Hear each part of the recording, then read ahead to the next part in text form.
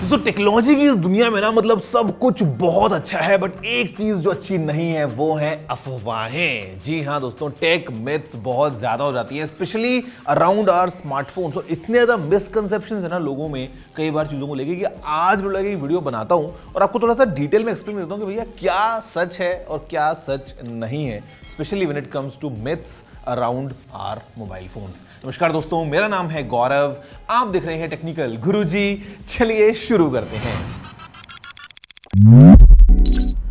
तो सबसे पहली मिथ पकड़ते हैं भैया, जो मासेस में, मतलब आपको लग रहा होगा अरे मेरे को तो पता था, लेकिन नहीं, इतने सारे लोग हैं दोस्तों जिनको इस बारे में कोई आइडिया नहीं है और वो इस चक्कर में नुकसान करवा लेते हैं, जहां पे उनको ये लगता है कि ज्यादा मेगापिक्सल मतलब ज्यादा बेटर कैमरा, या कई बार जितने ज्यादा कैमरा उतनी बेटर फोटो क्वालिटी। दोस्तों ये सबसे बड़ी मिथ है। मतलब देखो, megapixels is basically metric to measure कि आपका जो फोन है वो क्या रेजोल्यूशन के ऊपर फोटो को क्लिक करेगा, बट नॉट नेसेसरीली मीनिंग कि अगर ज्यादा मेगापिक्सल्स हैं तो फोटो बढ़िया ही होगी। बहुत इसके अंदर चीजें डिपेंड करती हैं। मेगापिक्सल्स तो एक चीज है, सेंसर का साइज क्या है, ऑप्टिक्स कौन से लगाए हैं, आईएसपी कैसे उसके अंदर चीजों को प्रोसेस कर रही है, ऑटो फोकस सिस्टम कौन सा है उसके अंदर, बहुत सारी चीजें दोस्तों एकदम कंट्रीब्यूट करती हैं फाइनल इमेज को लेके। तो जस्ट दुकान पे जाके सोचना कि यार ये इतने मेगापिक्सल, इसके मेगापिक्सल ज्यादा, तो ये वाला फोन बढ़िया कैमरा, ऐसा नहीं है। और कई लोगों को तो ये मिसकंसेप्शन है और लोग जो दुकान वाले हैं ना वो पागल बनाते हैं कि देखो इसके अंदर 4 कैमरे हैं तो फोटो बढ़िया आती है। अरे भाई, एक बार में वो एक कैमरे से फोटो खींच रहा है, बचे हुए वो 3 कौन से हैं वो तो एक बार चेक कर लो। वो मैक्रो डेप्थ से क्या फर्क पड़ जाएगा। तो मतलब ये कैमरा का नंबर देख के जज करना या मेगापिक्सल के ऊपर जज करना केवल नहीं होना चाहिए मैट्रिक। आपको ओवरऑल देखना चाहिए कि हाँ भाई ये दोनों फोन्स में, इस फोन में ये प्लस पॉइंट है, इसमें ये है, और फिर देखना चाहिए कि रियल लाइफ में कौन सा फोन जो है वो बेटर फोटो खींचेगा। Not necessarily always is true कि मोर मेगापिक्सल मतलब बेटर फोटोज। तो इसी तरीके से एक और जो मिसकंसेप्शन है ना, वो मोर से ही मेरे दिमाग में याद आ गया, वो है हमारे नेटवर्क के डंडे। हमको ना अक्सर देखना होता है, अच्छा नेटवर्क, अरे मेरे तो फुल नेटवर्क आ रहा है यार, फिर भी मेरा फोन में इंटरनेट काम नहीं कर रहा। मतलब हम ना अक्सर इस पे कर लेते हैं कि जितने ज़्यादा नेटवर्क वाली बार्स उतना ज़्यादा बेटर हमारा नेटवर्क हो गया है। नॉट नेसेसरीली ट्रू दोस्तों, ये केवल एक मैट्रिक है जो आपको ये बताता है कि भाई आप जो अपना मोबाइल फ़ोन लेके बैठे हैं और जो आपके नियरेस्ट मोबाइल फ़ोन का टावर है उसके बीच में कनेक्शन कैसा है। बट इमेजिन करो कि आप एक ऐसी जगह पे हो जहां पे आप एकदम फुल सिग्नल स्ट्रेंथ लेके बैठे हो, लेकिन वो जो टावर है वो भैया ओवर ऑक्यूपाइड है, वहां पे 1000 लोग हैं जो एक साथ में इंटरनेट पूरा यूज कर रहे हैं, तो आपको कैसे मिल जाएंगी स्पीड्स। तो जो सिग्नल मतलब आपको मिलता है वो केवल एक इंडिकेशन है कि भैया मोबाइल टावर और आपके मोबाइल के बीच में कनेक्शन कैसा है। बट उसका मतलब ये नहीं है कि आपके इंटरनेट की स्पीड भैया फास्ट हो गई है और कॉल लगा रहे हो तो कॉल लग जाएगा एक बार में। Not necessarily true.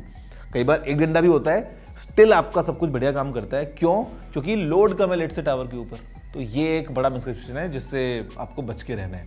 तो इसके अलावा अगले डाउट के ऊपर आते हैं जो भैया फैली हुई है चारों तरफ बहुत ही बड़े तरीके से, ये चीज़ कि रात भर फोन को चार्ज पे लगाया तो पता नहीं क्या नुकसान हो जाएगा।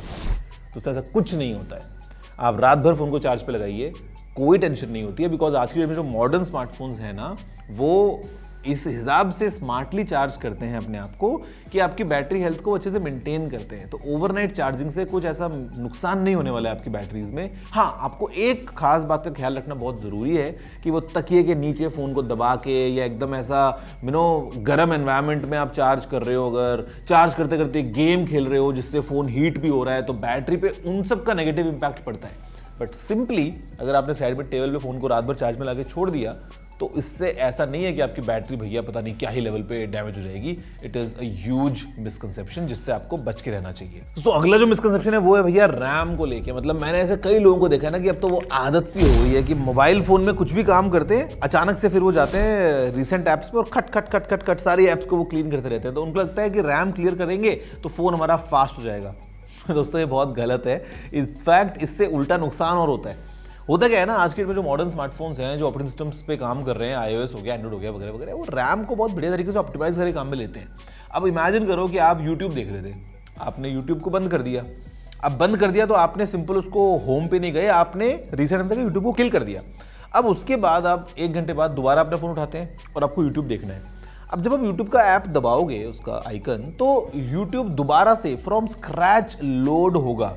तो ज़्यादा पावर लगेगी, ज़्यादा टाइम लगेगा, बैटरी ज़्यादा कंज्यूम होगी। Cut to let's say YouTube अगर आपके रिसेंट ऐप्स में होता और आप टैप करते यूट्यूब पे तो सीधा वहीं से ही दोबारा लोड हो जाता।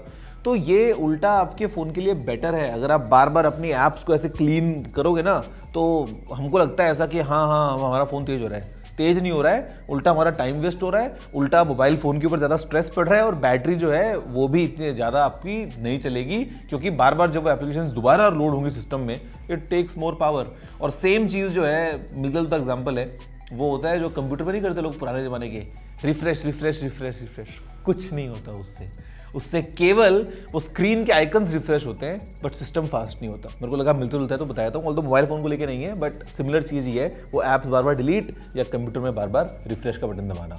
दोस्तों अगली जो एक मिथ है ना भैया वो बहुत बड़ी है, जहाँ पे सबको लगता है कि एक बार प्राइवेट मोड को ऑन कर दो, इनकॉग्निटो मोड को ऑन कर दो, उसके बाद भैया हम जो कर रहे हैं उसको कोई ट्रैक नहीं कर सकता।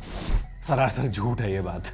दोस्तों ट्रैक किया जा सकता है clearly by the authorities, by your ISP। उन सबको पता है कि आप कौन सी वेबसाइट पे हो, क्या कर रहे हो। केवल और केवल आपके ब्राउजर की हिस्ट्री में वो चीज़ सेव नहीं होती है और जो कुकीज़ हैं वो सेव नहीं होती है। That is the only advantage of using incognito mode. लेकिन इसका मतलब ये नहीं कि अगर आप इनकॉग्निटो मोड में चले गए या प्राइवेट ब्राउजिंग आपने अगर ऑन कर दिया तो भैया फिर आप दुनिया से एकदम कट चुके हो, किसी को नहीं पता अपने फ़ोन में क्या कर रहे हो। अगर पता लगाने पे आए तो authorities can clearly find out, ISPs को पता है कि आपने क्या आपकी हिस्ट्री रही है, बस वो आपके लोकल ब्राउज़र में सेव नहीं होगी, केवल ये एक डिफरेंस है। दोस्तों हम बात करते हैं सबसे बड़ी मिथ के ऊपर, और सबसे बड़ी मिथ ये है कि भैया केवल एप्पल सिक्योर है और एंड्रॉयड तो सिक्योर नहीं है, या कुछ लोगों को लगता है केवल एंड्रॉयड तो सिक्योर है और एप्पल सिक्योर नहीं है। वैसे ऐसे लोग कम होंगे लेकिन ज़्यादातर लोग किसी एक चीज़ को पकड़ लेते हैं भैया ये तो ज़्यादा सिक्योर है।